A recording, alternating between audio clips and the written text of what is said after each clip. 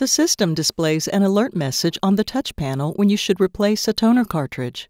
You can add the cartridges to the system while it is turned on. Perform the following steps to properly replace a toner cartridge. Open the front cover. Put your fingers on the right side of the toner cartridge and pull it out supported with your left hand. Note: dispose of used toner cartridges and waste toner boxes in accordance with local regulations. Hold the new toner cartridge with its seal side up and shake it strongly with the label surface down to loosen the toner inside. Pull out the seal straight out in the direction of the arrow. Align the new toner cartridge to the guide and insert it up to the black line. Pull out the cleaner until the mark appears and return it.